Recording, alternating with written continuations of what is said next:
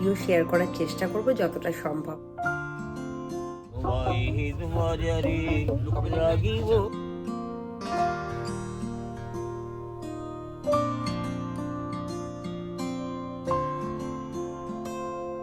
নমস্কার, আমি মনিতাপা। ১৬ আনা বাঙালি পরিবারে আপনাদের সবাইকে স্বাগত জানাই। আশা করি সকলে ভালো আছেন, আর আমিও আবার হাজির নতুন ব্লগ নিয়ে। ঘড়িতে সময় মোটামুটি সকাল 7:30। আমরা বসে আছি বোলপুর স্টেশনে, আর কিছুক্ষণের মধ্যে ট্রেন চলে আসবে হাওড়ার জন্য। আমি, ভাই, তার পাশে রয়েছে আমার মামার ছেলে, মানে আরেক ভাই, আর আমার ছেলে। ভাই আমার সাথেই চললো, আমাকে কলকাতাতে এয়ারপোর্টে ছেড়ে দেবে, তারপর রাত্রিটা সেখানে কাটাবে, কাল সকালে এখানে ফিরে আসবে। আর আমি আবার পাড়ি দেবো সেই দূর দেশে, কানাডাতে। বাড়ির সবাইকে, বিশেষ করে মাকে ছেড়ে আসতে ভীষণ মন কাঁপছিল জানেন, কিন্তু বললাম যে ওই দুঃখের মুহূর্তগুলো মনে রাখতে চাই না, তাই দুঃখের মুহূর্তে কোনো ভিডিও বানানোর মতো সাহস বা মনের জোর কোনোটাই আমার ছিল না। কথা বলতে বলতে উঠে পড়েছি ট্রেনে। ট্রেন ছুটে চলেছে লালমাটির রাস্তা দিয়ে। চারিদিকে ধান ক্ষেত, আরও কত কিছু দেখতে দেখতে আমরা চললাম। এই শান্তিনিকেতন বোলপুর হাওড়া রুটের ট্রেনের জানেন একটা বড় আকর্ষণের জায়গা হলো এখানকার বাউল গীতি।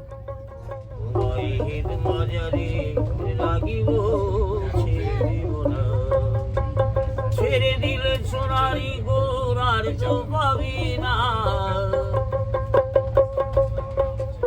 ছেড়ে দিলি রে,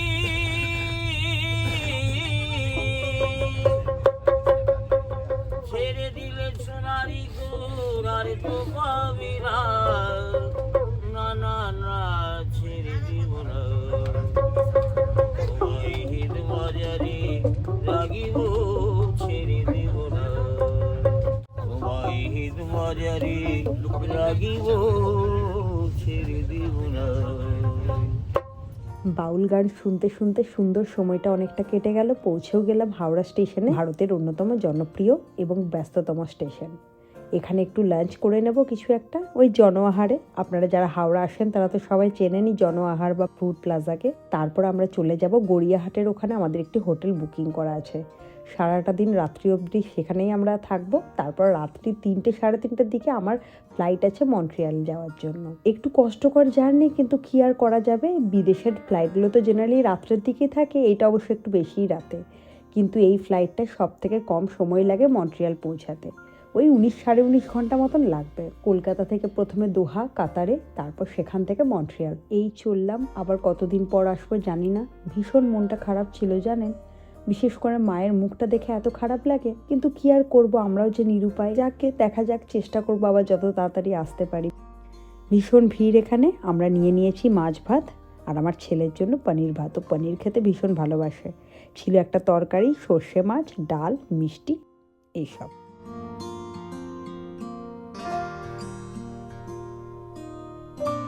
হাওড়া ব্রিজ দর্শন, তার পাশাপাশি গঙ্গা মাকে প্রণাম করা, দুটোই হয়ে গেল। আমার ছেলে তো অনেক ছোটোবেলায় দেখেছিল হাওড়া ব্রিজ, ওর মনে ছিল না, ওর কিন্তু দেখে ভীষণ আনন্দ হয়েছে। বইয়ে পড়েছিল বা অনেক আমার মুখ থেকে শুনেছে, কিন্তু চোখের সামনে দেখার অভিজ্ঞতা ওর অনেক ছোটোবেলাতে হলো, তারপর থেকে তো আর মনে নেই। আর অনেক দিন পরে তো আমরা এখানে এলাম, তাই ওর ঠিক খেয়ালও নেই। এবার আমরা যাচ্ছি আমাদের গড়িয়াহাটের যে হোটেলটা বুকিং করা হয়েছিল সেখানে। মোটামুটি 1-1.5 ঘন্টার মতন সময় লাগবে। পৌঁছাতে পৌঁছাতে প্রায় বেলা 3টে বেজে যাবে। হোটেলে পৌঁছে মোটামুটি ঘন্টা 3 ঘুমিয়েছিলাম। এখন রাত্রি 8টা মতন বাজে। চলে এসেছি হোটেলেরই কাছাকাছি ভজহরি মান্না, বিখ্যাত বাঙালি রেস্টুরেন্টে।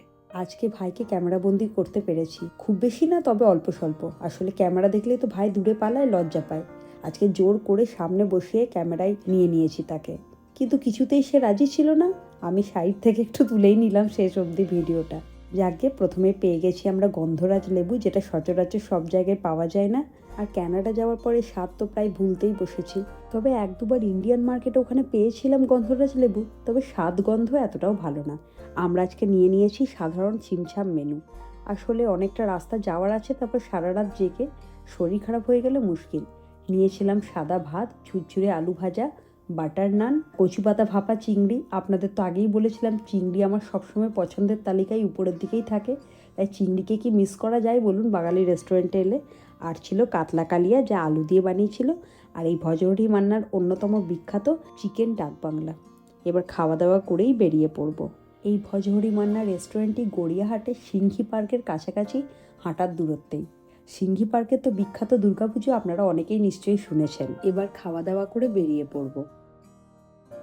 এই সেই সিংঘি পার্ক যেখানে দুর্গাপুজোটি হয়। এখন মোটামুটি রাত্রি 11টা মতন বাজে। এবার আমরা রেডি হয়ে ওই আধ ঘন্টার মধ্যে বেরিয়ে পড়বো এয়ারপোর্টের উদ্দেশ্যে। তারপর লম্বা মোটামুটি 19 ঘন্টার মতন জার্নি, পৌঁছে যাব মন্ট্রিয়ালে। এবার দেশ ছেড়ে আবার বিদেশে যাত্রার পালা। চলুন আপনাদেরকে পুরো ভিডিও শেয়ার করার চেষ্টা করব যতটা সম্ভব। সাথে থাকবেন।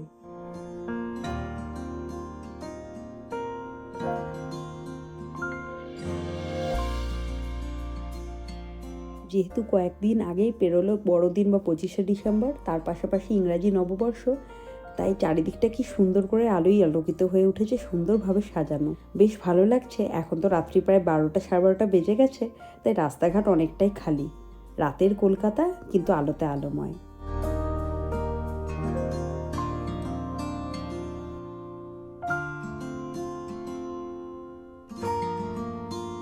পৌঁছে গেছি এয়ারপোর্টের কাছাকাছি প্রায়। আবার একরাশ মন খারাপ। এবার যে ভাইকে টাটা বলতে হবে। আমার থেকেও বোধহয় আমার ছেলের কষ্টটা বেশি। আমার ছেলে মামা অন্তঃপ্রাণ। যাকে ওকে বুঝিয়ে একটু রাজি করাতে হবে। অবশ্য ধীরে ধীরে সেও বড় হচ্ছে, সবটা হয়তো বুঝতে পারে। এই মুহূর্তটা যে কি কষ্টের, কাছের মানুষদের ছেড়ে অত দূরে যাওয়া, এই কষ্ট বোধহয় ভাষায় প্রকাশ করা যাবে না। আমাদের নেতাজি সুভাষচন্দ্র বোস এয়ারপোর্ট, কলকাতা বিমানবন্দর। এখন ঘড়িতে মোটামুটি রাত্রি 1টা মতন বাজে। সমস্ত চেক ইন করাতে আর কিছুক্ষণ সময় লাগবে। তারপর আশা করি 1-1.5 ঘন্টা মতন বসলেই আমাদের ফ্লাইটে যাওয়ার সময় হয়ে যাবে। রাত্রি 3:20 আমাদের ফ্লাইট। हाँ बेटा, बोल सकते हैं। हाँ बोलो। আমি দেখছি পেপারটা। তুমি পেপারটা দেখছো না? আরেকবার বলো।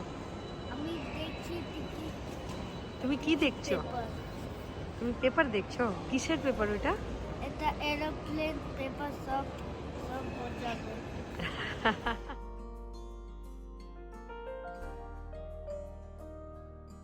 উঠে পড়েছি ফ্লাইটে। এখন রাত্রি 3:30 মতন বাজে। ফ্লাইট ছাড়ার প্রায় সময় হয়ে এলো। সারা রাত ঘুম হয়নি, এয়ারপোর্টেই বসেছিলাম, অনেক ক্লান্ত, তাই ভিডিও বানানো আর সম্ভব হলো না। ঘন্টা 5 পরে কলকাতা থেকে পৌঁছে গেছি দোহা এয়ারপোর্ট, কাতারে। এই এয়ারপোর্টটাও কিন্তু ভারী সুন্দর, চারিদিকটা সুন্দরভাবে সাজানো। সামনে আবার বিশাল একখানা টেডি বিয়ার, কি সুন্দর লাগছে তাই না? এখানে 1 ঘন্টা 50 মিনিট মতো লে ওভার, আরও একবার সিকিউরিটি চেক ইন করতে হবে। তারপর আমাদের পরবর্তী ফ্লাইট কানাডার মন্ট্রিয়ালের জন্য। একটু আগে আমার ছেলে যে হিন্দিতে কথা বললো, তারপর ভাঙা ভাঙা বাংলা, শুনে নিশ্চয়ই অনেকেই আপনারা অবাক হয়েছেন। ভাবছেন বাঙালি হয়ে ও হিন্দিতে কি করে কথা বলে। আসলে ও না ঠিক করে বাংলাটা বলতে পারে না, তাই ক্যামেরার সামনে আসতে লজ্জা পায়। কিন্তু বিশ্বাস করুন, ও ভীষণভাবে চায় আমার মতন করে কথা বলতে, তাই আজ চেষ্টা করে একটু হলেও কথা বলে নিল। আসল কথা হলো, আমার হাজব্যান্ডের চাকরি সূত্রে আমরা বরাবরই পশ্চিমবঙ্গের বাইরে থেকেছি। বেঙ্গলে থাকার সুযোগ আমার ছেলের কখনো হয়নি। তাই প্রথম দিকে যখন ও অনেকটাই ছোট ছিল, আমরা বাংলাতেই ওর সাথে কথা বলতাম। ও খুব সুন্দরভাবে বাংলা ভাষাটাকে শিখেছিল বা কথা বলতে পারতো।